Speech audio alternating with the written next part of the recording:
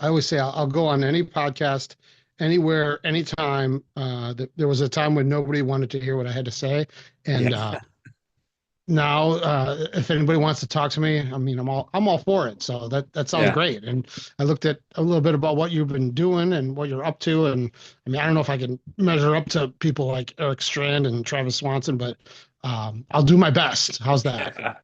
Yeah, no, those guys are great. Yeah, Eric was awesome. I mean, it's interesting because I reached out to him. I don't know if you saw, but you must have at this point that, that Leadville this year, they're going to end up potentially changing the course. And, Yeah. he's going for number 9. I have friends that are out there that are going for the big buckle, like number 10, so 1,000 mile buckle. And I feel like there's a bunch of friends of mine that we've all done it. And we were talking at coffee about how like it's still running 100 miles and you're still in Leadville, but it's not the same course, right? Like so, like how would that make you feel if you got your 1,000 mile buckle on an altered course? And like Eric responded, he's like, "Look, if anything, they'll change it so it's harder." And I was like, "Yeah, probably." So anyway, I wouldn't care at all. I mean, that comes up all the time. I've had this will be when we get our tunnel back, that'll be like the third course we've had at our 100-mile race. I mean, it's just yeah. it's just life.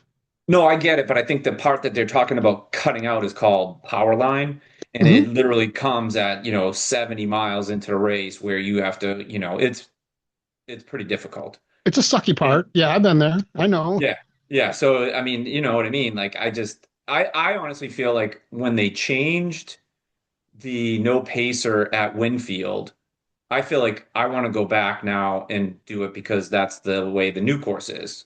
Because I did it when you could have a pacer. So I think next year we're going to go. There's going to be a couple of us that are going to try to go back out there and do it again.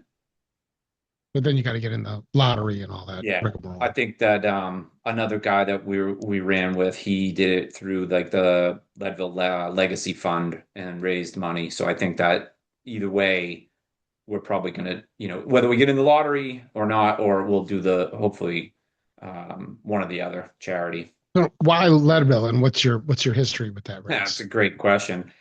Um, how long do you want to talk about this? Because it's a not a long story, but it's interesting because I'm from Boston. I grew up in Boston. I went to college out there. I went to Framingham State. I played football out there and whatever. I was never a runner. But then when I moved to Philly and I was just like out of shape. I was lifting weights and I was like 215 pounds and I started running. Long story, that's when I started running. It was like 1995. But then I started marathon training. Fast forward to 2011, I move out here to Iowa. So I've ran 32 something marathons. I've run Chicago like 9 times and was doing marathons, but came out here and met these guys that were training for Leadville in 2012. So I had no idea. I had no idea about ultra running, had no idea about that race. So that was the only connection I had was these two guys, this guy John Byrne and Rick Fountain were running Leadville in 2012. And so I started training with them, started doing longer distances, but then it took me 4 years to think, okay, maybe I could try to do it. Because when I was running with them, they would talk about how hard it was and how miserable. And I was like, why would I want to even do that? That doesn't sound like something I want to do. But as you know, once you get into mile like 30 and you start running 40 miles and you start running like 50 milers and then you're running for like 12 hours, you're like, okay, maybe I can attempt that.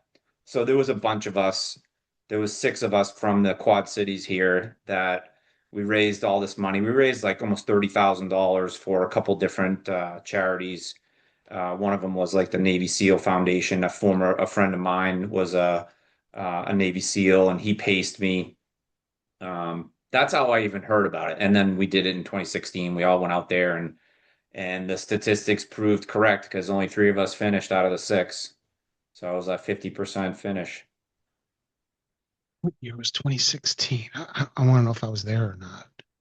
Trying to figure it out. Who do you remember who won? Oh yeah, Ian Sharman won. And yeah, and that's funny because Ian is Eric Strand's coach now. Oh really? Yeah, and Um, I bought his book. because he suggested it. I got it, and I mean it's good, but like Eric said on the podcast, he was like, look, he's been running. He's 65 years old. He's been running for 40, let's say 40 years. And you know how it is once you get in your what you set in your ways and your training and you know what works for you, you're like kind of like he said he was like more reluctant to like listen to what Ian had to say, like and then I feel it's similar to when I was reading the book, and it's really I thought it was going to be more technical, but it's more philosophical about running than it is technical. Oh, So that's interesting. yeah, it's more mindset and also about, and it's so simple stuff like, don't run your long runs too fast, run by feel and, like just stuff like that. I thought I was going to get more out of it, and the guy's unbelievable, but, and even says in there, he's like, look, I'm not trying to get people to hire me, but I wanted to write this book. So he has a Yeah, I bunch of saw people in him. there. I saw him at Leadville, and I even said, "Hey, listen, I already bought the book. It's in my queue, but I have all these books that Yeah. I want to get read, and then interview the people, or people send Yeah. me their book, and then I want to give it a. There was one. Um, I read it. It had been sitting on my dresser for like 2 years, and I Yeah. finally read it, and I was like, "Holy shit, this is a really good book." Yeah. Why has this been sitting? But it's there's just a lot of books out there. I'm reading Matt Fitzgerald's book right now, the one about doing javelina with COVID or long COVID. So, and it's pretty good so far too. But it's just, yeah, there's only so much time to get the books Oh read, yeah. and read them in a meaningful way so that you can have a real discussion with people, and then Yeah. have them on the show. But I try to do Yeah. that as much as I can because I know people like it's a great for authors because it hooks in the listener, and then they're like, oh well, I'm gonna go get that book, and that's Yeah. good for them. Yeah, So there's cool, a cool. one out there that I would highly recommend. Well, two of them. Andy Glaze's book, I read it. It was awesome. I mean, he's, Andy Glaze. But the other one that I read when it came out is Ken Rideout. I don't know if you heard of Ken Rideout. No. So Ken Rideout, he wrote a book. It's like The Other Side of Hard. And Ken and I went to college together. We played football at Framingham State.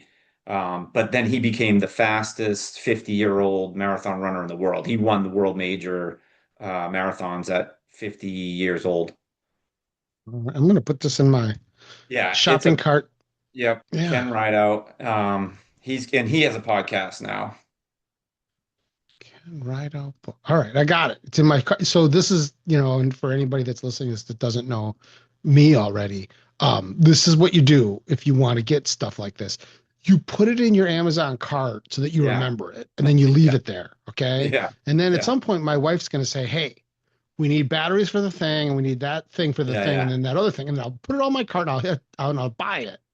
And then when it comes, this book will come too, and she'll say, what's this book? And I was like, oh, I yeah. must have, I've been putting them in a cart so I can Oh remember it. yeah, This is like the backwards way of trying to get more stuff. So yeah. this it's my I, technique. It works with records too, if you want yeah. to put a record in there. But yeah, so that's in my cart now. Next time my wife tells me to buy something, that book will show up.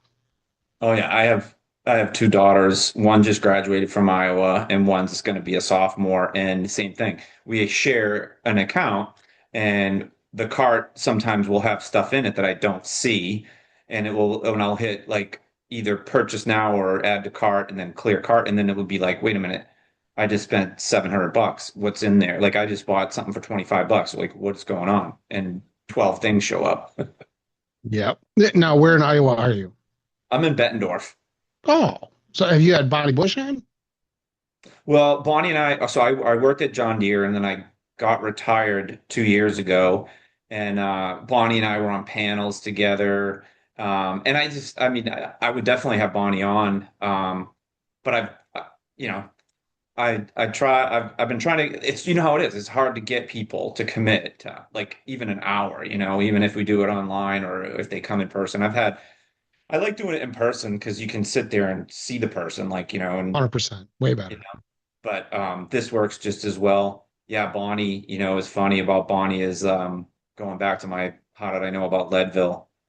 This guy John Byrne was training for it in 2012, and he said, "Hey, there's this race in Eldridge, and it's a 24-hour around a high school track, right? It's the Corn Belt 24-hour run." Sure. And he said, "I'm going to sign up for that." because it'll be good training. And he said, why don't you just sign up for it, but come and just run however many miles with me as you want. Just come keep me company. I said, okay, fine. Because I wasn't training for any race. So I signed up, paid the money and registered. And then like a week before the thing, he says, hey, I'm not going to be able to make it. I got another commitment. So I was like, shit, I already paid. I might as well just go. And that's where I met Bonnie for the first time. And man, like, this is 2012. So I'm not even sure how old Bonnie was at the time, but I was like, how is this lady doing what she's doing? Because she is just like a machine. Like once you He's see her, you're epic. like, you don't, there's no way you look at her and go, there's no way she's going to run 105 miles today. She runs 105 miles like clockwork. She's And running the desert. She's running the snow. She can do it all. crazy, crazy. That's Yeah. when I She met didn't her. come But to the Badger though, so I uh, don't know where you were, Bonnie. If you're listening to this, we missed you. So come to the Badger next year. yeah, I saw her at the Bix. I don't know if you know about the Bix 7 miler. Hmm. Yeah. Um, but yeah, she'd be a great guest. You're right. Yeah, she's been on here once, I think, way back in the day, but it's been Okay. a while. Yeah. Yeah. Yeah. Um, I got a couple funny stories. One was so last dot, a friend of mine, this kid Chris Brooks, he had a friend, and I can't remember her name, but a girl that actually came in like first or second one year, maybe 3 years ago, right? And so he did it that year, and then he did it another year, and he's like, "Hey, why don't you, me, and this other guy Andy go and do it?" This was 2025, right? So because it's coming up this year, right? All right, it's coming up. The 19th or 17th, 18th, 19th of September, right around there. Yeah. Okay. So last September. So that he says, this kid Chris says, "Yeah, let's go. We'll do it. I want to break." He ran 84 miles, I think, the first time he did it. So he said, "I want to go for 100." I go, "Okay, fine." So I sign up, and I had never done a backyard. Actually, let me rephrase it. I did Wausau with a bunch of guys, and then was going to do um, last dot, but it was going to be with these two other guys, and this guy Andy's our crew, and all this stuff. Long story, they both bailed. So I'm like, shit. Everybody I'm gonna bails on you. What's that I all know. about? Well, it's because they're just non-committal and they're babies. They quit. They're quitters. I'm not a quitter, but I did quit that day.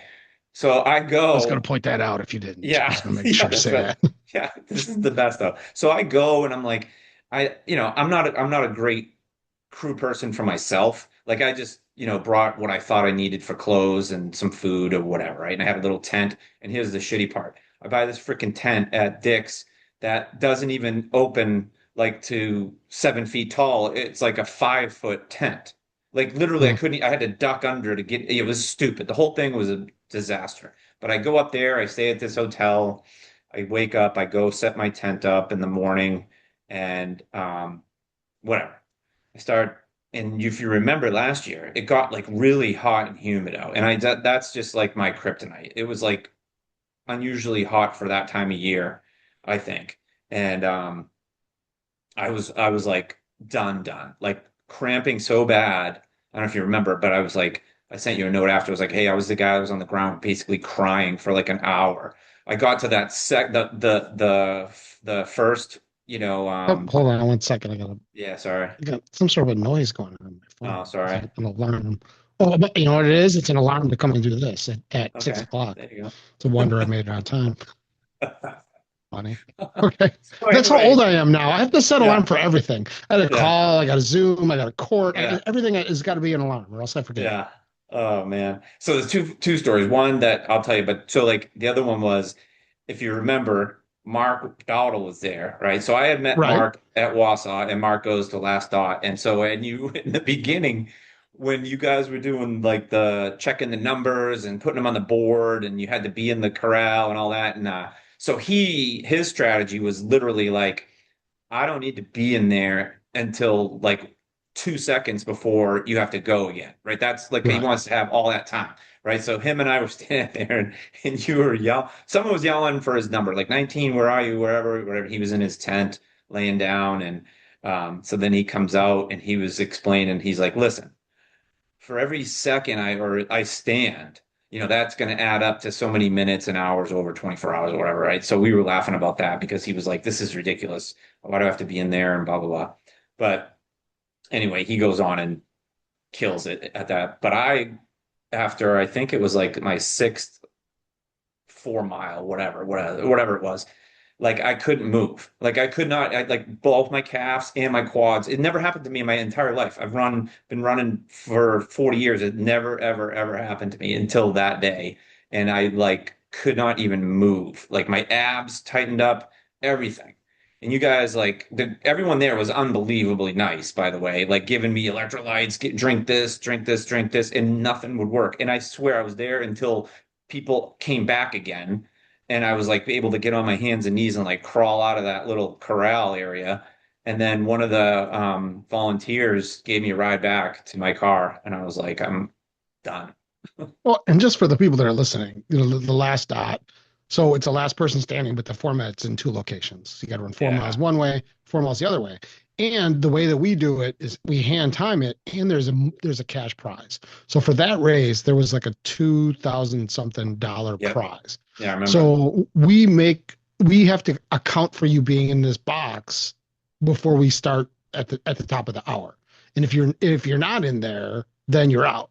And Yeah. the biggest fight that we've had this probably two or three times, is when someone's running to get into it. And then we say go, and they're not quite in it. And then someone says, "Well, that guy wasn't in it." Then they want him out. So then we gotta fight. Was he over the line? Was he not over Yeah. the line? Were you looking at the sign, or were you looking at Yeah. at the line? Were you looking at him, or were Yeah. you looking at the line? And it's just a big pain in the. Now this only happens for the first like 10 hours. And after Yeah. that, nobody gives a shit anymore. And there's only like 9 people or 10 people left. Like at the end, when it's just him and the other guy, Yeah. it doesn't really matter. But Yeah. at the same time, it's really inconvenient for the runner. But it's because if so, what did we have? We had 42 people in that. No, more than that. Yeah. 41. There was Yeah, we had more. 41 people. So if 41 people got in at the last second, we wouldn't be able to account for everyone. Like there's no way we could mark them all off. So Yeah. it's just like there's no the only good way to do it would be to have a electric timing and make Yeah. sure they're over that line before it Yeah. starts.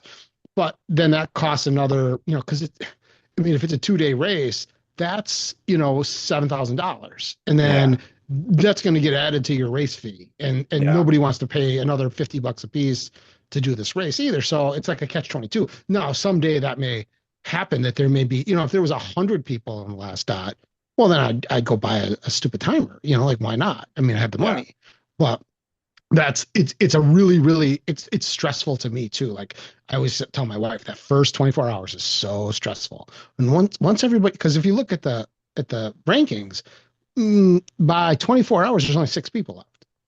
Oh, Well, yeah. I don't have to worry about that anymore. That's easy. Right. Right. But until then, it was just like, oh my God, we got to get all these people. Who's in there? Who's in there? Mark them off. Mark them off. Shout out your Yeah. number. And everybody's like, kind of lackadaisical about it, because they're just like, well, I'm just standing here. Yeah. But Right. It's that's 3 in the morning, and it's yeah. so stressful for us. Just Yeah. so, because the last thing I need is you and Mark Dowdle in a big fight about the fact that you weren't over the line yet. Yeah. Oh, yeah. So yeah, Yeah. That guy, man, he is just on a mission. And he's I not don't know. coming this year. It's not coming. Yeah, because he's It's going anybody's to, race. yeah, he's going to Germany this weekend to do that last Souls. I don't know if you saw that. Mm-mm. Yeah, so there's one of the guys that finished. Remember, so BPN did the last Go One More 2 years ago was the first year.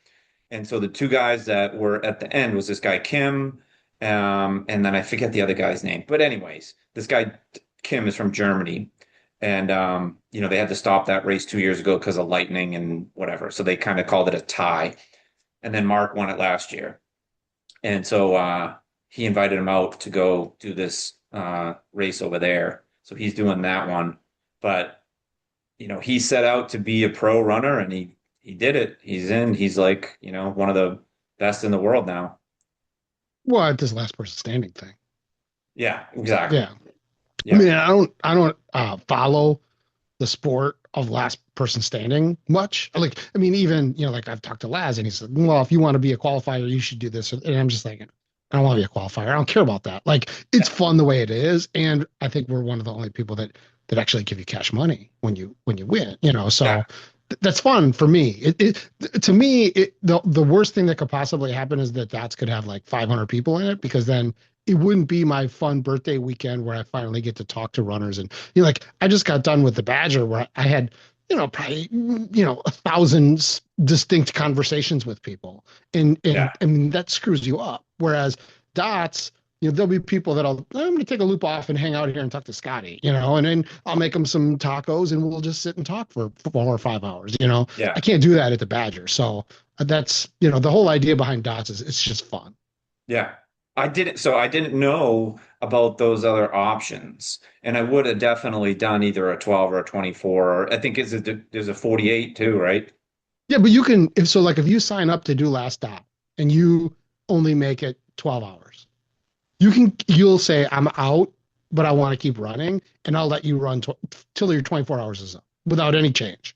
You can run 24 hours. Yeah. If you give me $100, I'll let you run 48 hours because that's the difference in the price.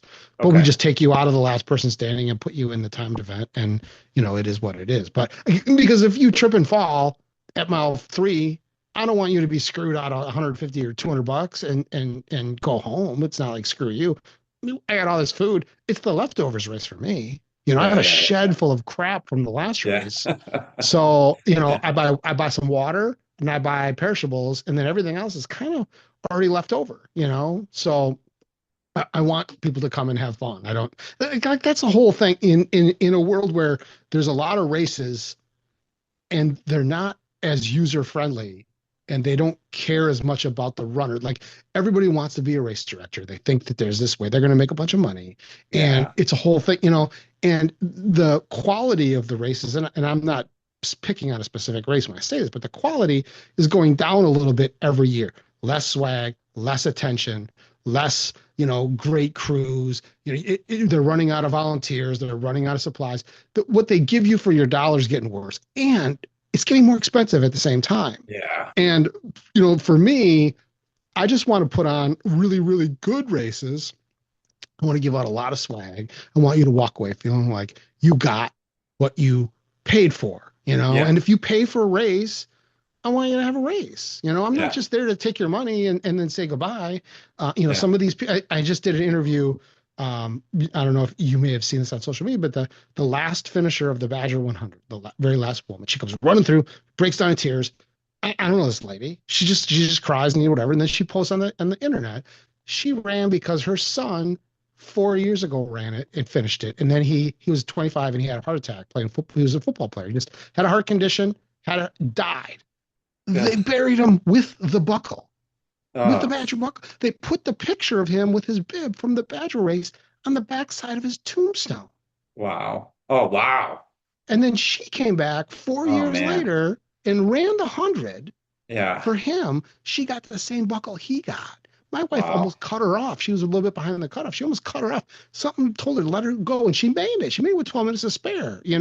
Like that's the kind of thing I'm there for. Yeah. That's the Oh, that's the yeah. fun part of being a race director. Not, Yeah. oh, I made a lot of money, or the most famous people are here and stuff like that. It's, you get to experience and be a part of that. And I did a podcast with her yesterday and kind of got her story because we didn't even know that story before the race at Right. all. Yeah. I mean, everybody that finishes DFL is going to cry. They hug me, they cry, they hug their family, they cry, then they go home. And I'm like, all right, well, that's just par for the course. But there was so much more behind it. And I just didn't know. Yeah. I mean, and that's what I like about this. That's why I'm doing it. That is pretty awesome. And I will say you guys definitely gave out like I used the that thing like a what do you call it? That you tie around your Oh, neck. the bandana. Yeah, that bandana with the ice. Oh my God. It saves me like when it's because it's been really hot and humid here and the dew point's been ridiculous. So I used that. I used it yesterday and I mean I love that thing. And then We the see Mark using it too. I sent him a yeah, I message. I saw said, if you that he need some used more it of in those, let that. me know. Yeah, he used in well, I reached out to you. I said, "Hey, where do you guys get your stuff?" And I think you said there was like some company in China that made it or whatever. But I wanted to get another one. Well, we still have them in the And store. oh, you can. Oh, yeah, I sell Well, all I that meant the stuff. one, the 10 junk mile one. Yeah, it's in the store. Oh, okay. You get I that just exact same bandana through the 10 okay, Junk Mile store. And we sold them at the race too. But the, okay, the thing is that we have to get, so every year we have one giveaway. in our bag. So we give good swag, but then we also give one extra thing. Like one year it was arm sleeves, one year it was a bucket Yeah. hat, one year it was a baseball. So last year it was those bandanas. But Yeah. what I do then is I go and I buy 1,500 bandanas Okay. and I give one to every runner at every race for the whole year. And then I Ah, put them in the store too. And then I sell them to the podcast listeners too. So then by buying 1,500, I can chunk down the price so much that, that it's doable, yeah. because I have to buy all those, out of the race fees. Yeah. So, I don't know what the gift will be next year, but every year we try to pick something interesting to make an additional gift. So, and then that becomes like a permanent part of our inventory. So if you ever need one, or if someone says, where do I get one? You can just go to 10jumpmiles.com and buy it in the store. Okay, cool. Yeah, and then I think you guys had socks. I got a pair of socks, that in a like a pullover hoodie, but not like a sweatshirt material, but like T-shirt hoodie. thinner. Yeah. Yeah. Yeah. I And a mean that's t-shirt too. yeah. I mean that's Buff. pretty that's a lot Yeah. You got for a buff, one you got a race. patch. Yeah. Yeah. I mean, for last person standing, usually they just say, bring a Yeah. crew, have them give you your food, Yeah, right. and you don't win. That's Exactly. it. We also give Yeah. medals to people that hit 50. We give buckles to people that hit 100, 150, 200. So I've only Yeah. given out a few of the 200 buckles, just a handful. But Yeah. yeah, but I mean, again, and because I'm not trying to like, let's try to find a way to make money off these people. I mean, don't get me wrong, it is for profit company, and I have made money and given myself money, but like, that's not the ends. You know, that that's Yep. that's a byproduct that may or may not happen, contingent on what we decide to do. Like if we decide to buy a whole bunch of new generators or buy a whole bunch of new tents or things, and like Yeah. the math isn't we need to make X so we can only upgrade or buy stuff to like up to a certain point. It's just what would be awesome. And that's kind of like my business or lack thereof model is what would be awesome, you know? Yeah. And sometimes it gets me in trouble. Sometimes my wife gets mad and says, "Why are you doing all of this?" Like Yeah.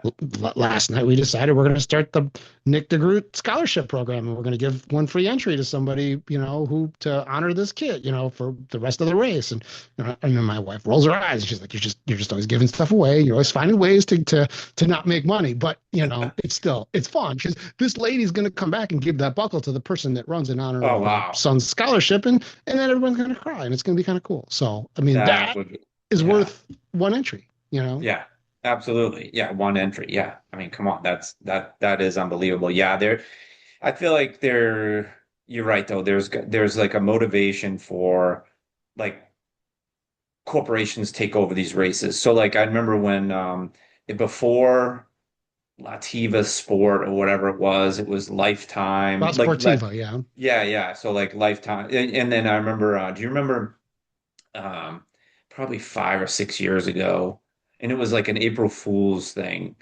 that everybody fell for, where that guy that won or not won, but finished um, the Laz's race there. What the hell's it called?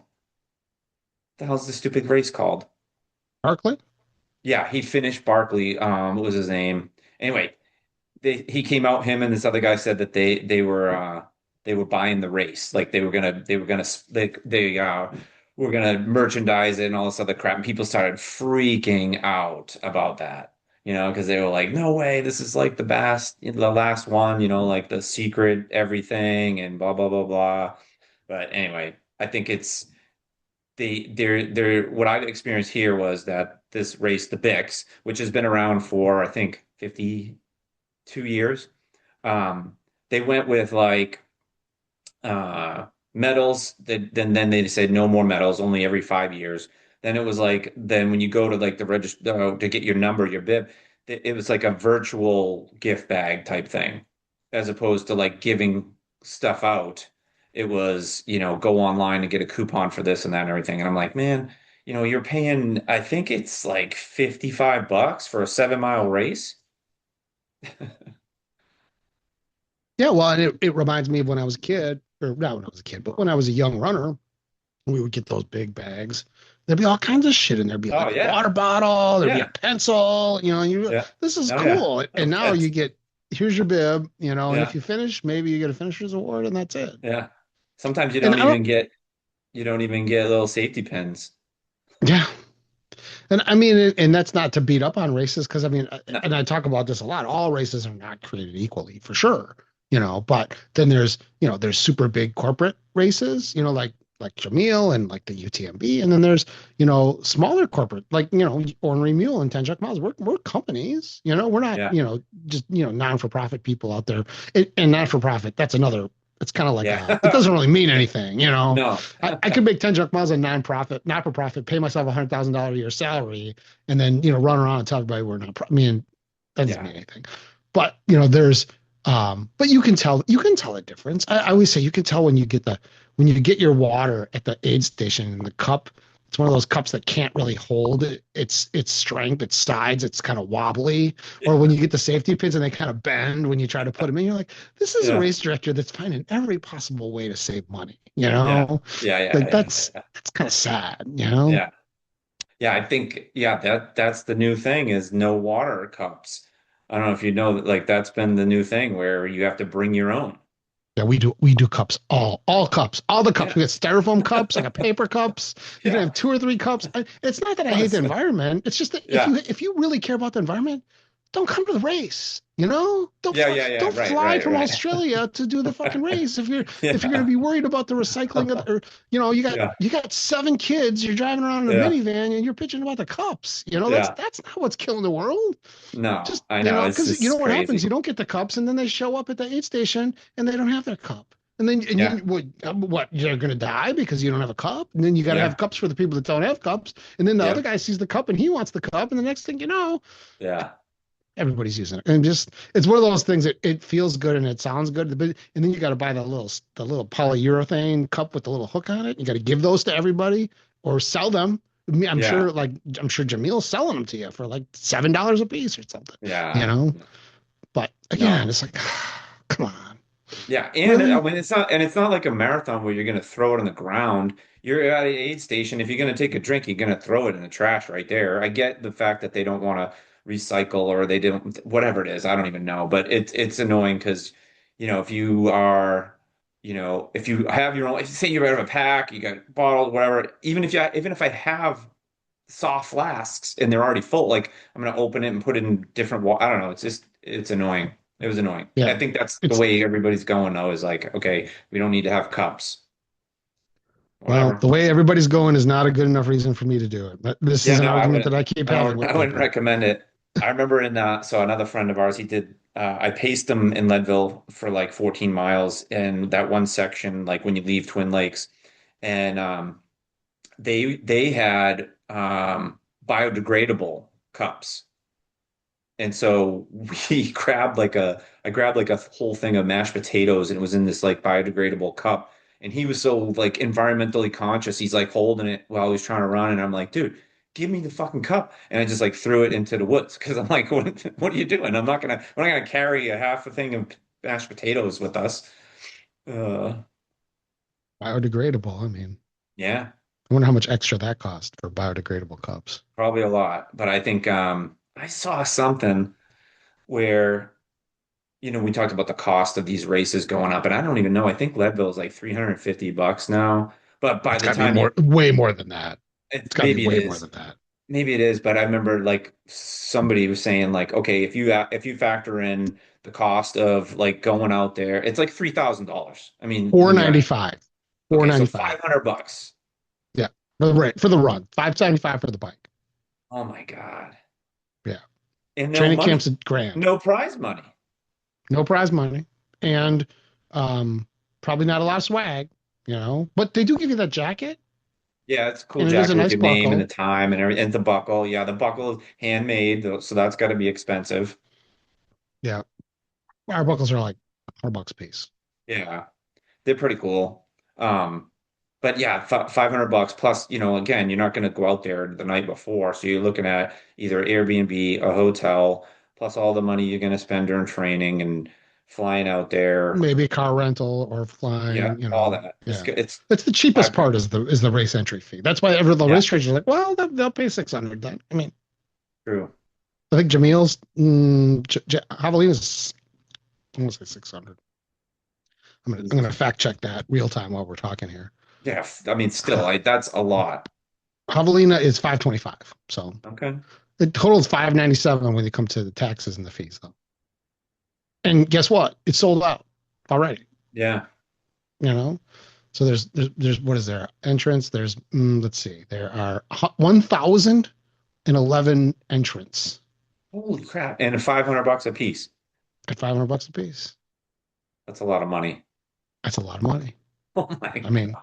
yeah. I mean, he's building an empire, and he's a friend. I'm not ragging on him at all, but yeah, that's a lot of What's money. what is Barkley like $2 and something? Or is it like it's like some ridiculous it's like 75 cents to apply or something? Yeah, but you also have to be with the in crowd. Yeah. You probably have to spend about 50 grand on races to get cool enough for those people to think about you. So Yeah. Yeah, it's like that is get that's the part that also rubs me a little bit the wrong way where I mean I get it, it's someone's private race or whatever. But when you have a lottery and you see the top 20 female and men runners, so like 40 or 50 people are automatically in no matter what, you're like, well, is it really a lottery though? I mean, I don't know. I mean, it's feels like it for I don't everyone think else. so. Yeah, I mean, it's not a lottery if everybody doesn't have the same chance of getting in. I mean, then it's Like, it's a half invitational basically with a little bit of lottery. Just make it invitational then. Just put all the people in the thing and then pick which ones you want to run. I don't have a problem with that at all. yeah, It's no, the neither idea do I, that but I when just feel like don't call it a lottery when you got 50 people that are automatically in no matter what. yeah. Sponsors and I get it. That's the thing. And that's kind of what I was talking to like Eric about a little bit was how it's become so popular now that there is a lot of money to be made in this sport. And it's probably going to start getting even more crazy once these races start offering prize money. They're going to have to do something with, if there, it makes sense. Like, okay, at last thought, what do you think the max amount of people you could have run that race is? I mean, if I get a timer and I could have a timing, let's say 300. And just given the fact that it's like, pretty narrow, it's like the path, right? So like, but like you said, after 5 or 6 hours, it would thin out, there'd be less people. But I've Yeah. heard that most of the time, like even with Leadville, they cap it at a certain amount because they say it's not the amount of runners, it's the amount of support. You know what I mean? Like if you go with a crew of 5 people. So then they started having lotteries for your crew. Like you could only have two crew and two pacers. And I mean they completely changing the whole entire thing. Yeah, I mean so we thought about that for dot like if we ever had 300 people, you would only get to be in one part, one or the other. You'd have to pick which one Yeah. you want to have crew at, and we would have to prioritize who's going to have the tents closest to the aid station. But if we did that, the pot would be $15,000. Yeah. So that Yeah. means last dot is getting 7,500, last man's getting 3,500, last woman's getting 30, something. I mean, the math's probably Yeah. wrong, but close to that, So it's, the winner's going to take home 10 grand. And it's That's interesting you crazy. say that, you say that the prize money. Did you know, and a lot of people don't, that Run Rabbit Run has prizes. So they give out first place woman 20 grand, first place man 20 grand. They go Jesus. seven deep. So for both sexes, it's 20, 8,500, 5 grand, 3,500, 1,500, 1,000, 500. Still, tons of people don't. All the best runners don't go. Yeah. Why? Timing? Yeah, Like when it it, is? I have no idea. Well, they want to go to UTMB. Oh, yeah, okay. That's what It we were conflicts talking with about. We were talking UTMB. about if they start doing that, let's say 20 grand, 10 grand, 15 grand. 15 grand for a runner, an ultra runner is a lot of money. Like if you're going to 15 grand, whatever, pays for a lot of races and travel and all that. Yeah, I But mean, then, it's a lot of but money for me as a yeah, lawyer. I mean, yeah. sorry if you don't care about 15 grand, write me a check. Yeah, true. But I mean, what he was saying, we were saying is that then what would happen is you'd have like if Western states started paying 25 grand or 20 grand, then these guys would start figuring out what races am I going to do? And then you'd start this competition of like, okay, who's going to pay more? Where can I go win? All that kind of stuff is going to start. I think it's inevitable and it's going to start happening for sure. And one of the things I thought about was, and I don't know if you can do it today and I'm probably whatever. I'm probably I I should look into this. Is like you can't bet on it right now, I don't think. But can you imagine if you could start betting on these races? Who's Like going to bet on this? I don't know I about mean, that that new it's not a like big cow enough show. field of people though, like that care. You don't think there's enough people that care about betting on it? I don't think there's enough people that care about ultra running to for it to Dude, become appreciable. You know? listen, yeah, but hold on. Here's why I thought about it. There was this guy I used to work with, and he was a younger kid. He was like 26, whatever. He was betting online. You can bet on fucking ping pong Oh, sure. matches, That's which that. I'm You know, like, like what? yeah, But but I don't think it's going to become a big commercial betting endeavor. You know, just because of the fact that I always say this. So we have ESPN, ESPN2, ESPN3. We got the Deuce. We got the ESPN, Espanol. They don't even mention Western states. yeah, They don't even mention UTMB. They've probably never covered. Well, maybe the year that Ann Trason ran with the Tarahumara, they covered the Leadville, but yeah, nobody cares. Like and we keep trying to make it relevant, and maybe the prize money, would be an incentive to somebody. I don't know, but I mean, again, it's not that popular. That's the thing. I mean, it feels popular to us because we live in that bubble, but when you yeah, compare it true. to, you know, professional lacrosse, it's Yeah, probably lacrosse is probably way bigger. And you and I don't yeah, know shit about lacrosse. I've never been yeah, to a yeah. lacrosse match. Have you? I can't name any lacrosse players. No, not one. Marked out. Did he play? He Did he played. play lacrosse? Yeah. Dylan Bauman played lacrosse too, but not professionally. I don't think. Just in college. No. And Mike Wardian, he played lacrosse too. Oh, there you go. Yeah. But that makes you wonder, right? So you say, look at Run Rabbit Run's giving away 20, 40, let's say 100 grand in purse money. They're charging 595. They only have 500 people in the race. Yeah, but then Jam there's Jam's yeah, got but 1,000. yeah. He's not giving That away that money. but I feel like the sponsors are going to start having to like show up to these, like Hoka and Mount to Coast, all these shoe guys, because like that's how I mean, think about it. I thought about this too. I'm like, just because Mike Wardian and I like Mike, he was awesome. He's the greatest guy. He runs in Teva, right? Like I'm not going to go buy a pair of Tevas though. I'm not. I'm just not going to do it. But I will go buy a pair of Hokas or I will go buy a pair of whatever.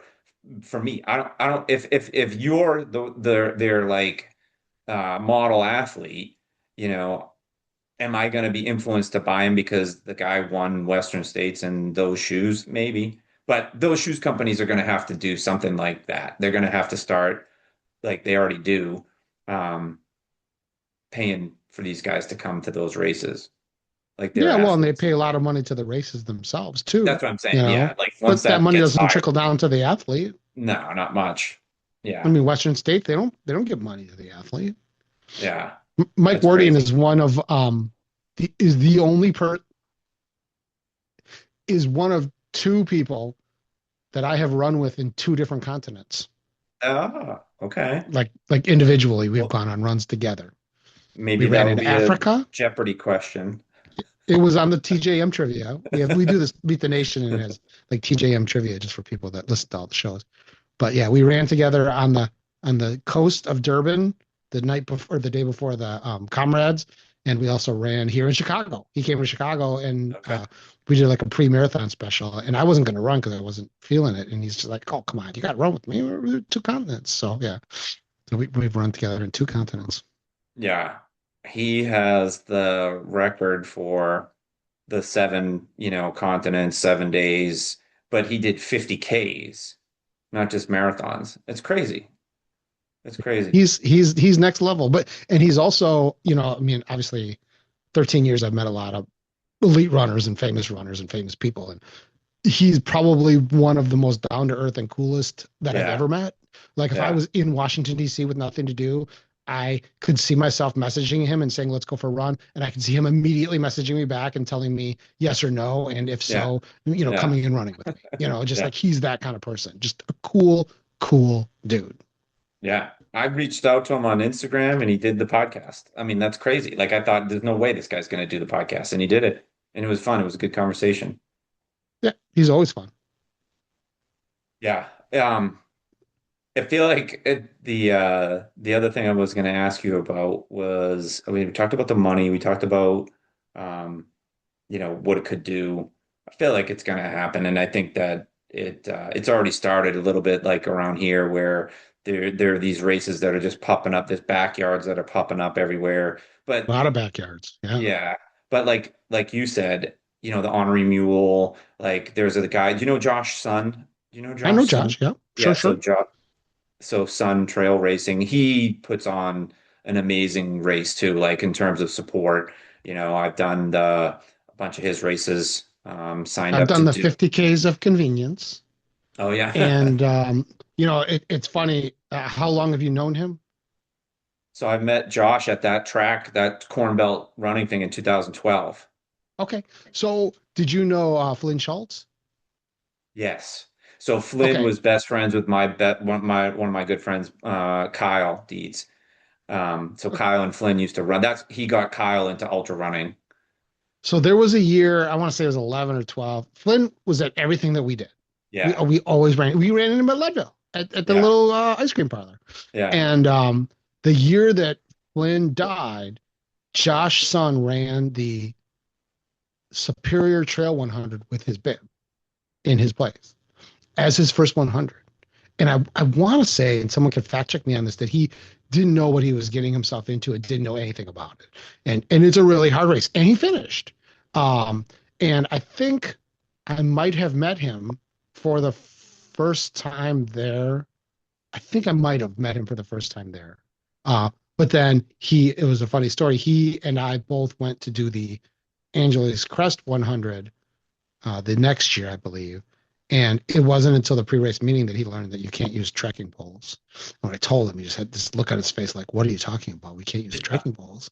yeah, But yeah, that was like one of my favorite Josh Sun moments. But yeah, his Mines of Spain, everybody raves about yeah, his races and the things he does. yeah.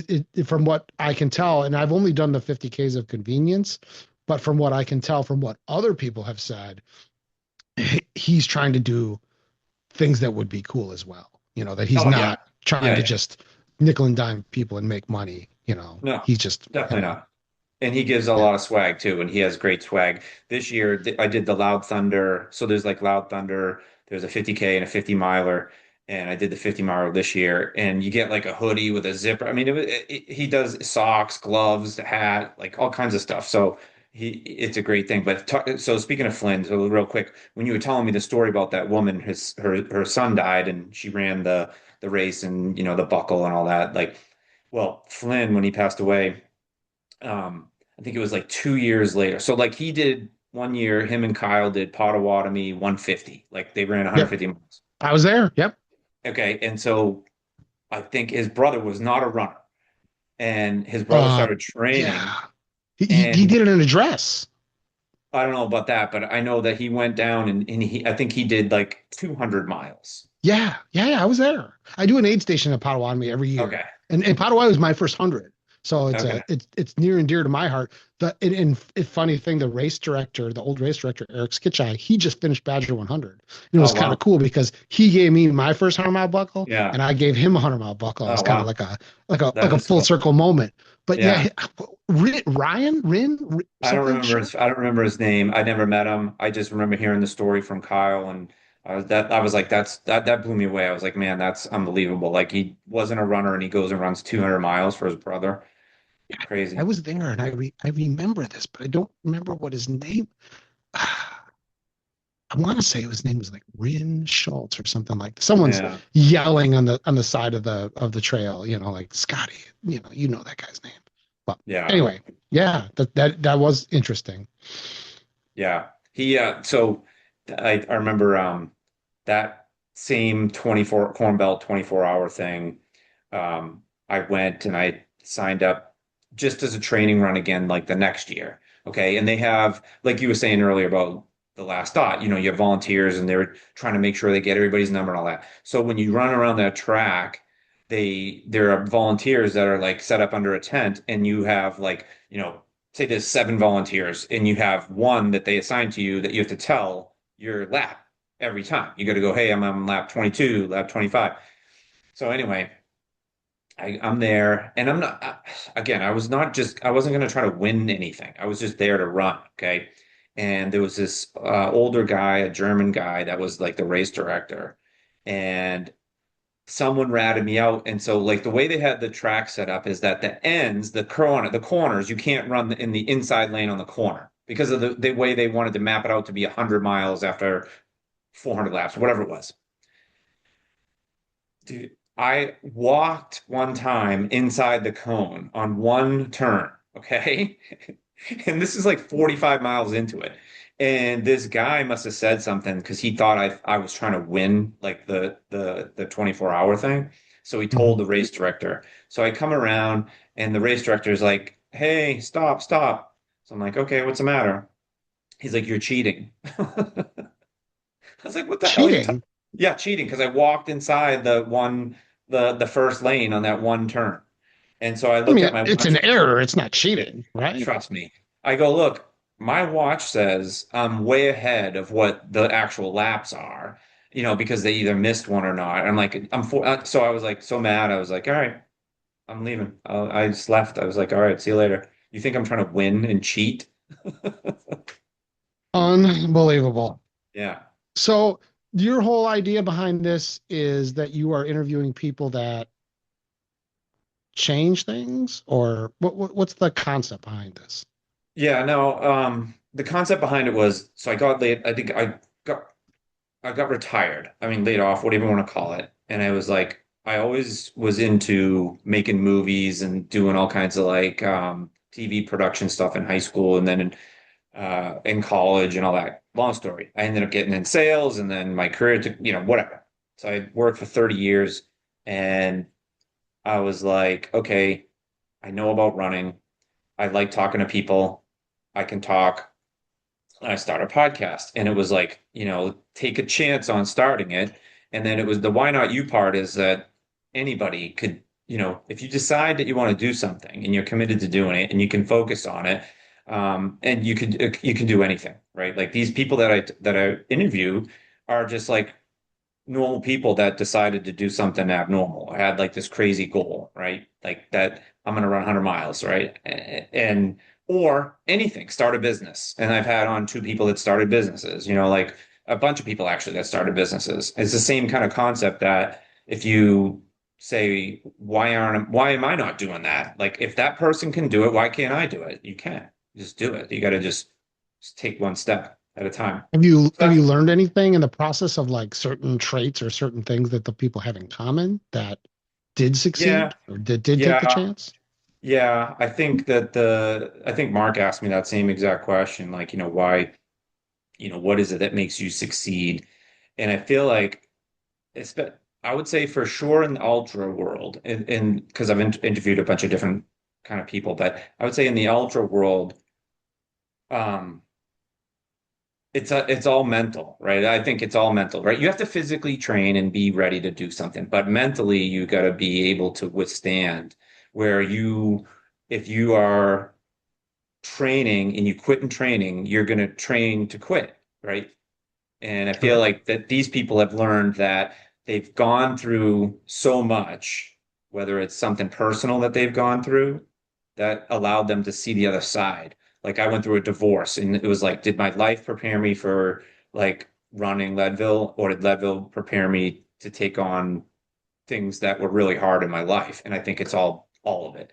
So I think the theme is that these people have overcome hardship in some point in their life, whether it was, getting fired at work and coming back, getting a new job, building on that. But the ability to focus, I think, is and problem solve. When I talked to Mike Wardian, he goes, listen, ultra running is about problem solving.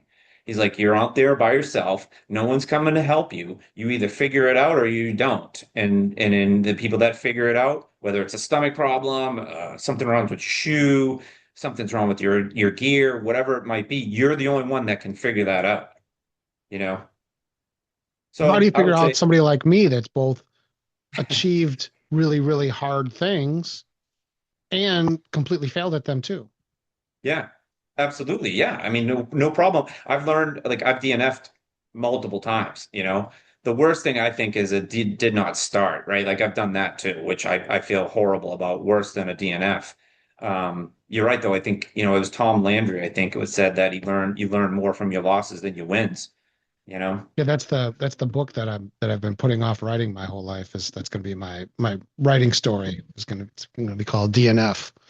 What I learned Yeah. about life and running from failing miserably at 10 iconic races. I'm just going to pick 10 races that I failed at and write Yeah. about them and analogize them to what I've learned about in life, because I've Yeah. had a little bit of both. It's been a while since I've had a lot of glory. I'm hoping that I've one more comeback in me, like physically, but we're gonna have to see if my knee will cooperate. So far, I'm up Yeah. to like being able to run 2 miles. So Hey, look out. that's, yeah. I know, because I think you were just had surgery at last dot, or you were at least post surgery for sure.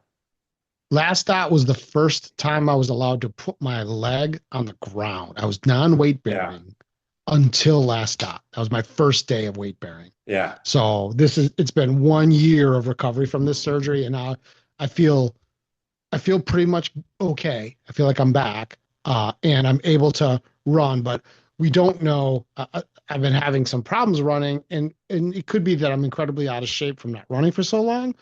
It could be that I'm just hesitant with my knee, but it also could be that I have emphysema as well. Oh So that shit. that could be one of the holdbacks, like the coughing and the breathing. But that might also be, something that can get better by running. So I don't know. I think I'm going to keep, it's like I talked to my coach about this, she used to work with Ian Sharman. He used to be someone that I would have to deal with for my coaching. But we're just going to keep pushing it and just trying to just keep running and hope that one day I'm going to have a run where I'm just like, screw it. This feels good. And I'm Yeah. back. And if I don't, like what I had told the surgeon was that if I could jog for an hour slowly with my dog, just 1 hour slow every day, Yeah. that'd be better than nothing. Like that was my reach goal, and I feel like I could seriously do that today. But I mean, my workout program is designed to get me to start adding volume, and I'm doing a race for the ages in September. And it's going to be quarter mile intervals and a lot of long breaks and see how many miles I can do. And, that'll be the first real test of whether my knee blows up or starts to hurt really bad, or if I'm just being a baby. Because now I interviewed a lady the other day. She had the same surgery as me. She ran a 200 miler, Oh wow. with like less than a year. So, and obviously we're all different and our surgeries are different and my root tear might be different than hers. But, there's a spectrum on this. Yeah. And, that kind of gave me more hope. And now, you'll see this as you podcast longer that now I'm like the guy for root tears. Like everybody said that has a root tear, they Google it and they find all the shows I've done on it and all the people I've done. I did my PT and, talk to other people that have had the procedure. So now it's like, oh, there's all these resources for me. And like I interviewed a guy that ran a 2:39 marathon after having a root tear. So there's hope. Yeah. It's not lost, but we're all going to heal at our own rate, and I don't know what my ceiling or my bottom is. So it's kind of interesting. Yeah. No, I mean, I I think that's the other thing is that a lot like if you're gonna go and be a runner, you're gonna get hurt. It's just a matter of figuring out like, okay, how do I get over this injury? How do I work through it? I mean, I've had every single thing you can think of. A couple weeks ago, I broke one of my toes, and I'm like, what the f So I had to tape them together, and then that screwed up my ankle, and then screwed up my knee and my hip, and I'm like, all right, I gotta walk. I mean, I've had all kinds. I found out in 2014 that I had lumbar scoliosis. And I thought I was done. I started doing triathlons and I was like, holy shit, my back's messed up and it was screwing up my leg and sciatic and everything. And then I find out I have this like my lower spine is like curved like this. And Hmm. I went to an orthopedic and the guy was like, look, you probably had it your whole life. Don't ride the bike and don't swim anymore. Just run because your muscles are built around it, like where you can just like, because it didn't hurt when I would run. It would hurt when I would be like hunched over on the bike or swimming because my back was up. But anyway, so there's hope for sure to come out of that. Yeah, I mean, we never know, and so I'm making my list of my races I want to do, and we're gonna see if I get well enough to ever do them, and if I don't, then I'll just do what I'm doing now. It's just weird to have a life that I mean, other than my legal life, my life revolves around running to some extent. And when you can't really run, it's Yeah. weird, Oh like yeah. it's a little bit unsettling. And I suppose I didn't ask for my life to be about running. This just kind of all happened on accident anyway. So I could just go do something else if I wanted to. But I like it and I like being around the sport. So I think I'm stuck with it. And either I'll be a participant who's stuck with it, or I'll just be a guy that puts on races and podcasts. Yeah. No. No. Yeah. All right. Well, I didn't want to, glad you were able to do this. I really appreciate it. I,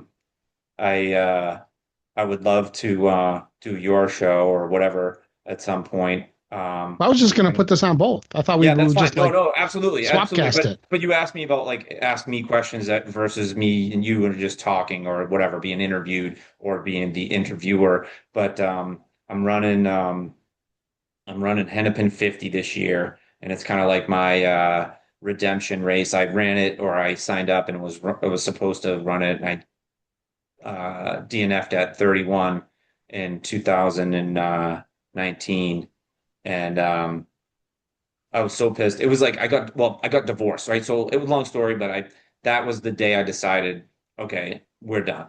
Because she was there, she was going to be my only support, and it was just a disaster. Anyway, I DNF'd at it, and then the next weekend I woke up at 3 in the morning and ran 50 miles by myself around here, around my neighborhood. And so I haven't been back, but I'm going to be there October 3rd, I think. It's that first weekend of October. And you didn't make it to our aid station then. Nope. So the 10 Chuck Miles aid station, that's the fully realized, that is the mother of all aid stations. We have Okay. That's where we cook a whole pig. We have a pig roast. We have slushy machines. We have a hot dog Oh my God. roller.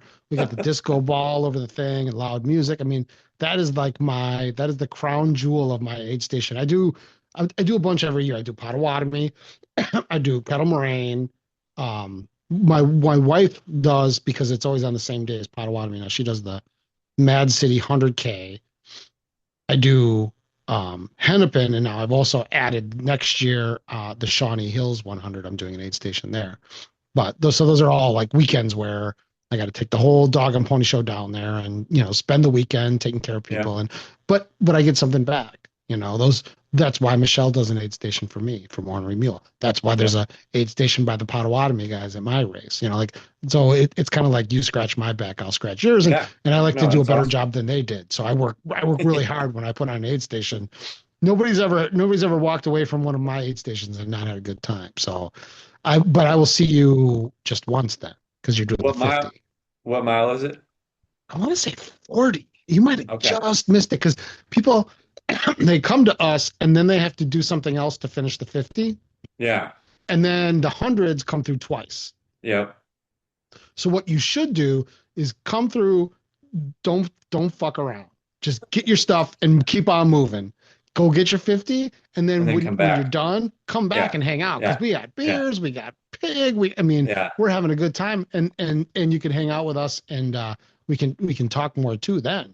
So put that on your list of things. I mean, and if you feel like ass and you just want to go home and you're just tired, I totally get that too. I've been there.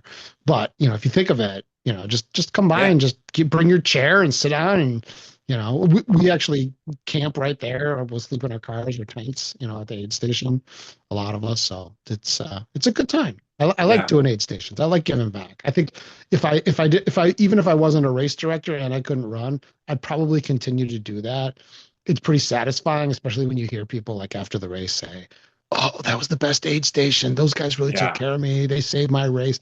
I love it when you save somebody's. We used to always say, "We are a no drop aid station," and then people come Uh, like say you're doing the 100, you come here like, "I'm gonna drop." I'm like, "Yeah, you can't drop here. It's a no drop aid yeah. station." I'm like, Yeah. "What are you talking about? My wife's here. My car." No, sorry. You have to go to Yeah. the next aid station. Or you have to go to the other aid station. You can't drop here. And Yeah. people get really pissed. And there was one lady. Yeah. She's like, "I know what you're doing. I know Yeah. what you're doing. And you know Yeah. what? I don't appreciate it. I've been running for 15 years, and I don't need you acting like." And I'm just like, if you've been running for 15 years and you know what I'm doing, you should be giving me a hug right now, Right. grabbing some Cheetos and getting back on the Right. trail. Don't get pissed at me. I think Michelle's even had complaints, like people that were mad about the way that we treated them because I take it personally. I don't want you dropping at my aid station. Right. At my race, it's different because those, like I said, those buckles cost $100 a piece. If you want to drop and you're a 100-mile runner, you go right ahead and do that. I'll just take that $100, put it right in my pocket. I'll save it for the next race. But when I'm an aid station person, Yeah. I love saving people's races. I love it when someone comes up to me, they're like, just so you know, I was going to drop, but you saved it. You brought me back, That's awesome. Yeah.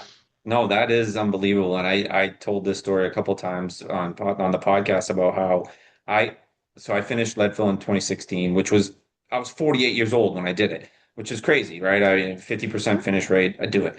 But I that guy I paced and crewed for, I felt more like responsibility and also more like I got more out of it pacing him and having him finish because he was like on death's bed like 5 times. But it was more emotional for me to see him finish because I helped him, we helped him versus me finishing where it was like, hey, no big deal, like whatever, it's just me. I call that a buckle assist, a Yeah, BA. So when you can yeah, when you can be the reason why somebody finished, and I mean I've had some runners that I've paced drop out. That's for sure happened. I've threatened to do some embarrassing things to keep them in the race and stuff like that. But like there's been a few, like there's one guy, James Fayford. I'll never forget. He was like 0 for 5 at the Kettle Moraine 100, and I said to his wife, I said, you let me pace him, I will get him that finish. And I had like 2 beers in my backpack, and I remember at some point I pulled out a beer and he's just like, how do you have a beer? Like, why how do you know that I need it? I'm like, I'm your pacer. I'm here yeah. to take care of you. And he was on pace to finish in 23 hours, and that ended up being 29 or 28 hours. But he got to finish. And man, there's something said for being going to a race and finishing, but there's also something to be said for a race kicking your ass over and over again and failing and failing and failing and failing and then like going and then finishing it. That's Yeah. even sweeter. I remember being at Leadville. I was with my buddy Mike Siltman, who's a Southern Illinois guy. He was I want to say 4-time Leadville DNF. He actually knows everything. If you want to know about Leadville, you ask Siltman. He'll tell you like the percentage of people that leave, this aid station by this time that can. Oh He yeah. studied it. He did everything to try to finish that race. He got a coach, and there were people from Chicago that DNF'd and said, "Not for me, never again. This isn't for Flatlanders or whatever." And he's like, "What are you talking about, man? You got to keep going back." That it's Yeah. so much better when you keep going back and you finally get that finish. That's what it's all about. Yeah. Yeah, no, I agree.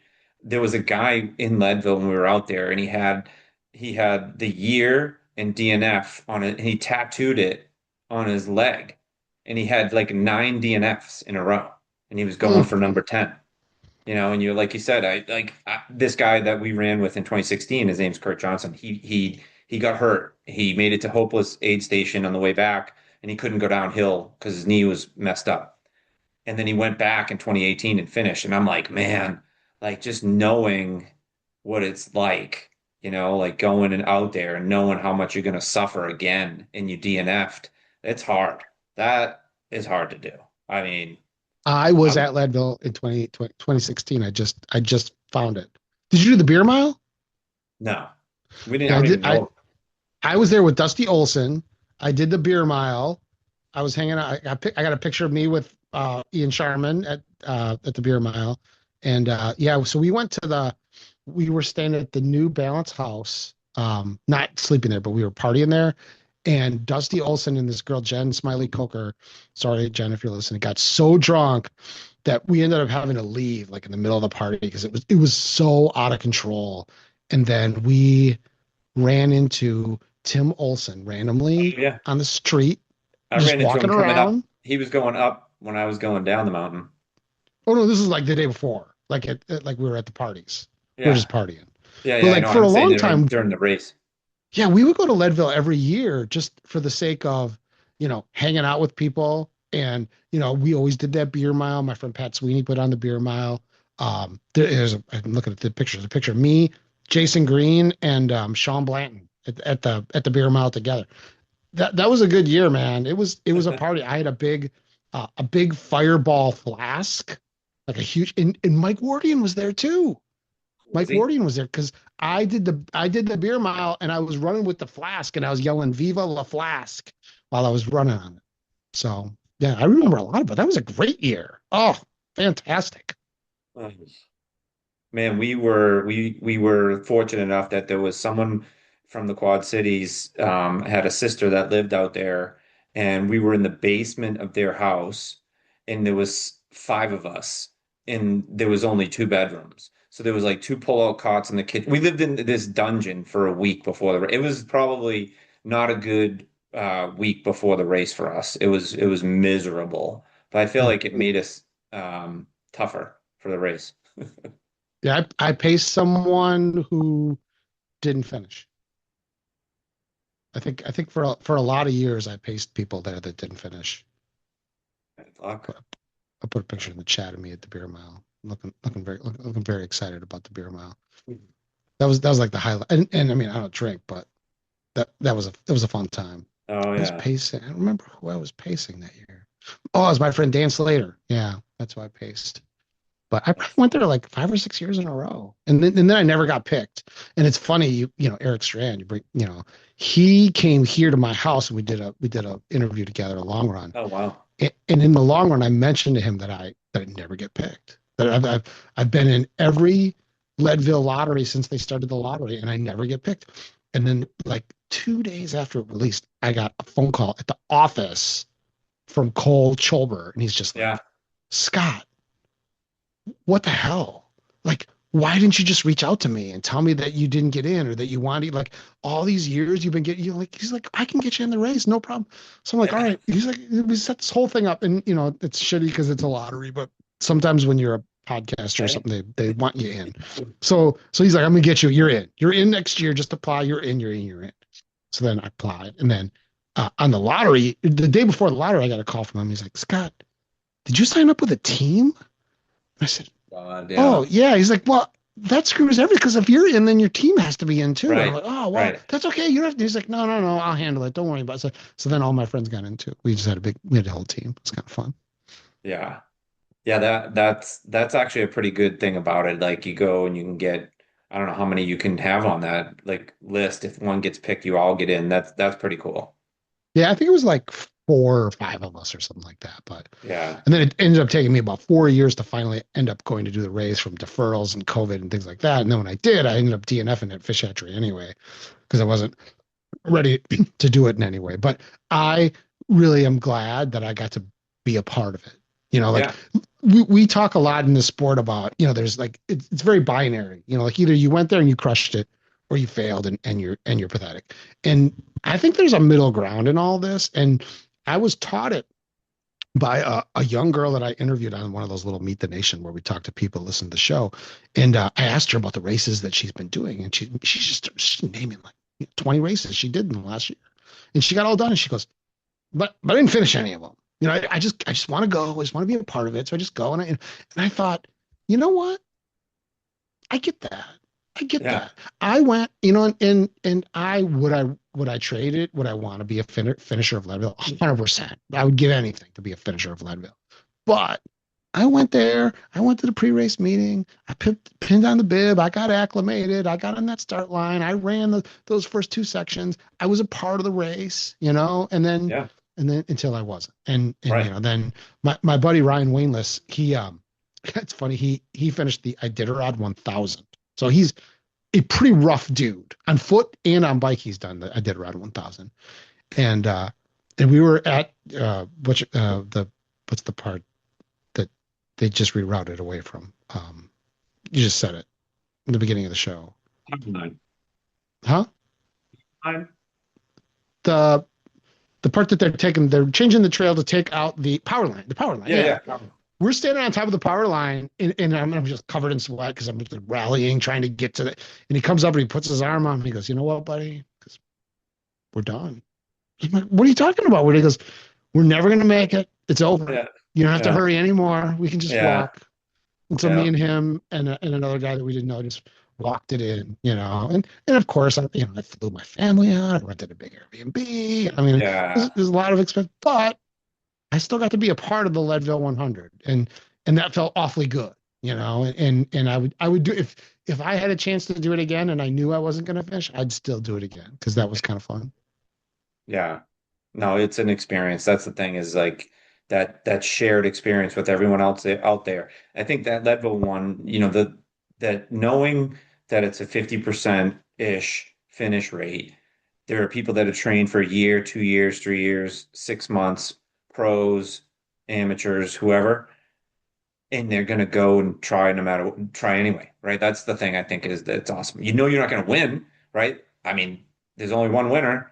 So there's 780 people that are going to be not they're not going to win, but they're going to go and try and they're going to have that experience, which is it's probably one of the craziest experiences ever. It's just There's nuts to something think of. cool about watching those people just throw themselves, like people that maybe are unprepared, have no Yeah. idea what they're about to do, just throwing themselves at an impossible task and hoping that something magical happens, Yeah. like that. I mean, there's some of that at the Badger. There were a few people that finished that when they finished, they'd said, "This is my first ever race," or, stuff like that. But overwhelmingly, these are people that are prepared and Yeah. they have a good Yeah. chance Yeah. of finishing. And a brisk walk will do, what I mean? Yeah. But yeah, there's something about I mean, that's why I kind of like the winter ultras too, is that even the Arrowhead 135, which is, you don't get in that race if you don't know what the hell you're doing. But three-quarters of the people aren't going to finish. Like there's Yeah. years where there's only like a handful of people that finish, and everybody still shows up and tries and throws themselves at it, and it's a lot of fun, and there's no shame. And like John Storkamp, the race director he's the race director of the Superior Trail 100. He'll talk at those meetings and he'll say, you know what, I have more finishes than anyone else, and I have more DNFs than anyone else. Yeah. Because that's it's one of the, and if you ever want to look into a race that's crazy and that has a great, there's a couple good movies about it too. Arrowhead Oh yeah, no, I've 135 seen is him. Yeah. I saw the two documentaries I watched were the one where it was the guy that he was an older guy and Epic he didn't Bill, I forget the guy. It was the one where he was like he hired the coach that was teaching him how to, sleep in that little sled and all that crap. So I but he watched didn't that one. I'm finish. like, yeah, he didn't finish, Yeah, right? yeah, no, Then I he's like 0 watched for 8. but Yeah, then I watched Mark's documentary and I'm like, holy shit. That guy, I don't know. He's something. You know how like sometimes when you meet somebody and you just see it in their eye that they're like something special. There's something about that guy that when you but meet do you him, know you're how just I like, met him? So I put on what's called the world's longest turkey trot every year. okay, It's 100-mile. It's not a race. It's like a fat ass from Milwaukee to Chicago or Chicago to Milwaukee the day after Thanksgiving. We raise okay, money for charity, and we've been doing it since 2013. The first time I had a buddy, Alfredo, my running partner that I finished that Potawatomi with that first year.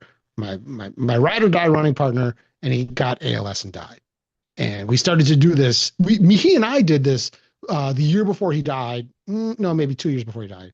He wanted to do another 100 miler. We couldn't find one.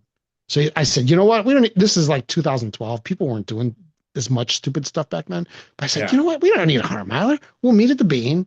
We'll bring a backpack, bring a credit card. We'll just run to Milwaukee. It's about 100 miles. So we did, and nobody thought we were going to finish. It was just like, those guys are stupid. What are they doing? uh, It was like 7 degrees, and we didn't have any plan. But we finished, and everybody. By the time we finished, everybody was like watching, and they're like, "This is crazy."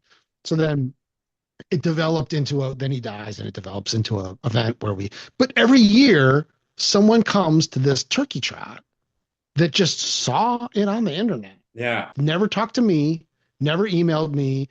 I have no idea. Like we're all meeting at the Bean at 7 a.m. We go to the Bean 7 a.m. And then this, Mark Dowdle comes, strolling up. I'm like, who are you? He's like, I'm here for the run. I'm gonna come. yeah, I'm like, oh, well, nice to meet you. And then we're gonna spend. And I want to say, and Mark can correct me if I'm wrong.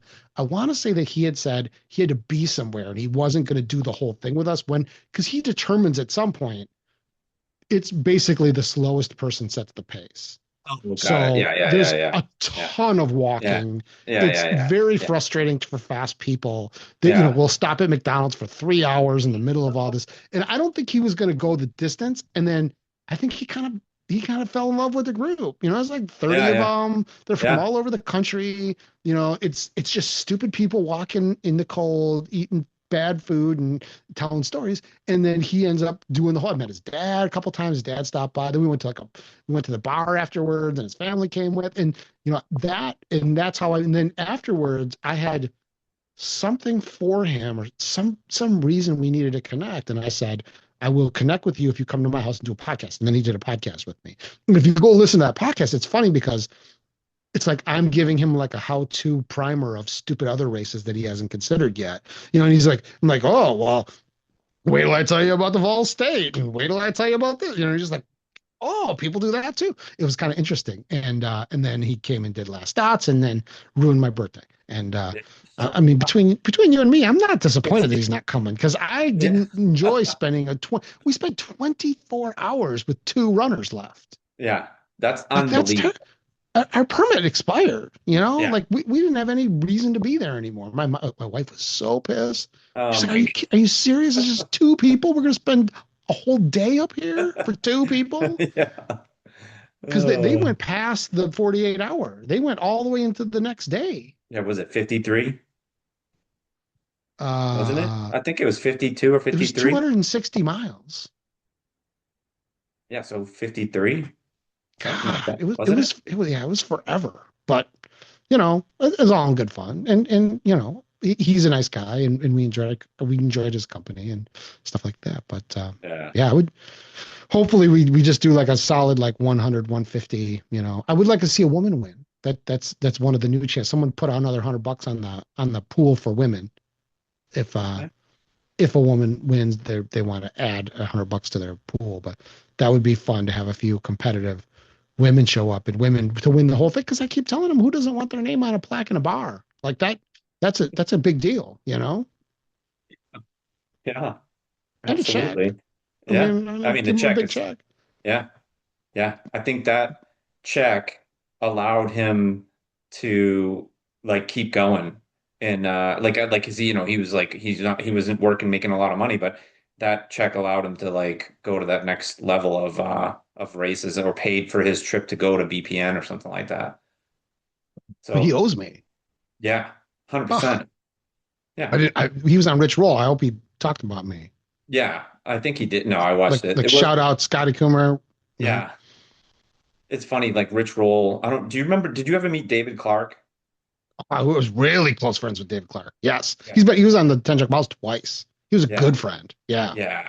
So David and I met through one of the guys that I met out here, Pat Miletich. I don't know if you know Pat, I don't. MMA. He's a Hall of Famer, MMA, UFC. And David was like he got into boxing for a little while there. And Yeah, so towards the Pat, end. yeah, so Pat was like coaching him, and that's how I met David. And we met him out there in Leadville. And anyway, I stayed in touch with them and became, friends with them, like text, talking, coaching, kind of stuff like that. But yeah, what happened with him was just tragic. I mean, total tragic, like insane tragedy. Yeah. Well, and just for the listeners, so he's been on two 10 Miles, and then also he ends up having a back surgery and dies while having back surgery, kind of inexplicably and completely uh, out of the ordinary. It was Yeah. just a random thing, and yeah, it's weird. There's this like kind of like this circle of like connection because like I'm close friends with I was close friends with Dave, and then I'm also close friends with Mishka Shubaly, who's a big Rich Roll guy. He's a comedian. He was the opening act for Doug Stanhope, and he was an ultra runner. He wrote a book called The Long Run. If you know my story, you know that I read this book by Mishka Shubaly, and I said maybe I could run 50 miles, and that's how I became an ultra runner. So he is directly responsible for everything I've ever done in ultra running, and he's a Rich Roll guy too.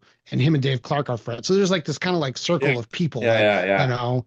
And and I've never interviewed Rich, and I've threatened to, and I messaged him to, and I should probably do that because we're both sober, we're both former lawyers, and we have so many friends and so much in common. I think we would have a good thing. He's one of those people that just seems busy, and Yeah, well, that's why I brought it. That's why when you said Rich Roll, I was like, I remember when Rich Roll, like David had him on his podcast. It was just like them two in like this kitchen or something. It was like that way back, like way back yeah. then. But now Rich is like, I mean, it's But I've impossible to also get. sent him people too. Like I sent him Samantha Gash. Oh It's just yeah. like Yeah, I interviewed yeah. her and I'm like, dude, you got to interview this chick. And then he interviewed Yeah. her. Yeah, So dude, that I'll tell you what, that got me more motivated than anything watching that documentary. That which was cr one? the The one India one or the no, run the across the desert desert? one. Yeah, the desert. Yeah. That was nuts. And then I like Yeah. then she became like, a public speaker, I guess. I Yep. mean, She was on Survivor. yeah, Australia she's Survivor. Yeah, she's the interview, the first one I did with her, that might be one of my all-time favorite interviews because everything kind of comes together with me and her in that interview. And she and I have been in touch for probably the last 10 years too. She's just a really super person, and she's one of those always doing good stuff, and I always want to yeah, support her and do whatever I can to help her. But a lot of Americans don't know her, and she's never been like a super famous runner, but like she ran across India, like the whole yeah. India. I mean, she's done some crazy shit. Yeah. And she's in, like, and so those the people that I connect with are change the world people. Like that's Yeah. what I want. I want to be with the change because that's my whole thing. Like I give a lecture to a college. My friend Ryan Weymouth I brought up. His wife is a professor and she teaches a class on ultra running, and every year I don't know why she keeps bringing me back, but I give a speech to her. I do like a thing to her class about ultra running, and basically the gist of what I say is this: it's like the story of how I accidentally changed the world through ultra running without actually being a very good runner. Yeah. And just in those things like Mishka Shubale, like they prove out the premise of my argument, and that's that. And like I'll introduce him to the stage at some event or something, and I'll just say, all of the things. I became an ultra runner as a result of reading for the long run on the long run. The Long Run by Mishka Shubaly. It's a McKinney Kindle Mini, Okay. The Long Run. And because of that, I started the Flatlander Ultrarunners in Chicagoland, the biggest ultra running group in Chicago. I started the Ultra Runners in Recovery Facebook group of just ultra runners that are recovering from drugs and alcohol. I started the 10 Junk Miles podcast that is about to have the 6 millionth download. Yeah. I started the 10 Junk Miles Racing, which is all of these moments and these memories, and like the captain of the coach of the Wisconsin Badger wrestling team and the Supreme Court judge of Wisconsin, just all this crazy shit that's happened. All of that all gets traced back to this stupid book by Mishka Shubaly. And he's always, oh, shucks, blah, blah, blah. But the point isn't Mishka did this. The point is everybody has the capacity to put something into the universe that can change the world in a positive way. And, like I always harp on this, but like Mishka knows about how he impacted me, but there might be somebody else out there that's done even more than me that never Yeah. bothered to circle back and say, hey, Mishka, just so you know, that book is the reason why I started down this path. So you never know. Like you Yes, I never agree. know the impact you might have on someone Yeah. and what that impact may do for them, you Right. know? So that's something that I always try to keep in mind in everything Yeah. that I do. Yeah. Yeah. Do you know Phil Young, the name Phil Young? Oh yeah, I know him. Yeah, well, he Okay. does the hennepin. He's always one of Yeah. the first people I got to take care of. Yeah. So Phil, he's a local guy. He was on the podcast. He owns the Fleet Feet here. He owns one in Des Moines now Fleet Feet too. But Phil. anyway, what's that? Fleet Feet Phil. Yes. So, what my point was going to be was tied to your same exact story is like you never know who you're going to inspire and you don't even know, right? So, like, we were running this race. It's actually Josh's race. It's Scott County. He has a 50K and a 10 miler. I did the 50K, but then I started doing the 10 miler. It's just easier. It's in August. It's hot. Anyway, we're running and I meet this guy and we're talking and we're racing. But he was like, "Yeah, I just gained some weight. I'm not as fast as I used to be, and blah blah blah." And I said, "Listen, buddy, you're somebody's Phil Young. You know what I mean? Like someone is looking up to you, like I look up to Phil. Like Phil's amazing. Like the guy's got one of the 10 fastest 100 miles in the world. But like, he inspires people. And this guy that's running, I'm like, you could be somebody's Phil Young, You don't know. Yeah. Well, same thing with me, right? I mean, I go to Leadville. Thousands and thousands of people are watching me completely eat a dick at the second aid station. And Yeah. some of those people are afraid to do something. And when they True. see that, they will Yeah. say, well, what the Yeah. hell am I afraid to go run this half marathon for? Look at Exactly. this That's asshole, you know? right. And although at the same time, if I finish Leadville, barely covered in blood, looking like I'm about to die, heaving myself over the finish line with 1 second to go, that inspires people too. You know, like they all have a way. But at this point in my life, I'm conscious of that, you know. Yeah. And if there's just a little something I could do, just a little bit, and that's why I say I'll go on any podcast or I'll, talk to anybody that wants to talk to me about this stuff. Just a little bit. I Yeah. mean, I might as well, Yeah. because it could be the, like like reaching out to that lady last night that was the DFL finisher. Yeah. Like someone's going to listen to that podcast. They're going to bawl their freaking eyes out. They're going to email me, Scotty. I can't believe that was the podcast that just connected so much. And then Yeah. now this lady's going to come back every year to the Badger and give out this buckle to the person that runs for the, That's I mean, yeah. it's all just magic. Yeah. It's all magic. You just got to show up for it. Yeah. And now that kind of comes full circle when you ask me about what this is about, and the why not me part is to ask the why not me is like, why not you? But what it turns it on the person that is the audience, right? To say, why not me? Why am I not doing something? If you're just sitting around doing nothing and you hear this podcast and you hear about all these crazy things that people have done, they're just regular people, right? Regular people doing amazing things, and inspiring Well, and people, and and you giving could someone react a to it. You could say, well, you know what? I don't want to do all that stuff, but at the same yeah, time, you could just get up and say, screw it. I'm gonna start living a life now. I'm gonna quit whining about shit and start, trying to change the world. yeah, yep. We need more of that. I agree. And that's kind of what Eric and I talked about. I was like, there's so much positivity out there. It's that it's somehow, and you know this probably from your professional life, everything gets gravitated towards negative like instantly. And it's like, wait a second. No, hold on a minute. Hold on a minute.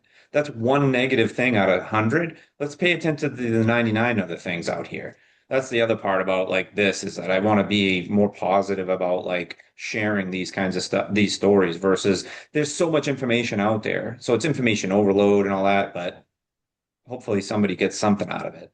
Well, and you get more out of that than you get out of the interviewing the guy that just finished the race about how fast he was too. Yeah. Like Yeah. there's enough of that. So I like what you're doing and I like what your plan is, and I think that it could have a very big impact on some people. I hope so. Thank you. I appreciate it. It's hard. I mean, I do like you, I probably, I do it all. Like I do the video, I do the editing, I do the sound, I do everything. And, it's becoming challenging, but I love doing it. I love doing it. I do one every day. I do two a day if I could. I don't know about the video. That I mean Yeah. that you asked for that problem. Yeah. I've been doing this for a long time, and I've resisted. I've taken a couple videos and put them up on YouTube just for fun, but nobody wants to. And you know what? Now that I know about you and know about your thing, and if I start following it or start listening to it, I I'll still only listen to the podcast. I Yeah. don't I That's don't I don't digest podcasts via video. Some people exclusively do that. I don't yeah. understand it, but like for me, it's I want to be driving in my car, running, Yep. laying in bed, trying to fall asleep, listening to podcasts. I don't want to see people. I mean, Eric Strand's a handsome man. Maybe it'd be nice to see him, maybe, but Yeah. overwhelmingly, I don't want to see anybody. I just want Yeah. to hear them. But I'm Oh old man. school. Well, Scott, I really appreciate it. We took an hour and a half here. That I more than enough that I didn't think that you were going to be able to do it. So I really appreciate you doing it. And I can do an hour and a half anytime you want. We can do another hour and a half tomorrow. I'd be fine. Like well, I well, think I that'd be think I have fine a with me. record. I have 5 hours and 50 minutes. Camille Herron Wow. once, and it didn't even feel. Some people have listened to it more than once, and they didn't even. It was entertaining, and they didn't even think it was 5 hours long. Like Wow. we went for a run in the middle. They were Yeah. here, and we took off, Yeah. went for a Yeah. run, came back, finished it up, and I mean, I've had some 3, 4. I had one. What's that guy? Oh, John Figverisi. He was one of the guys that finished Barkley.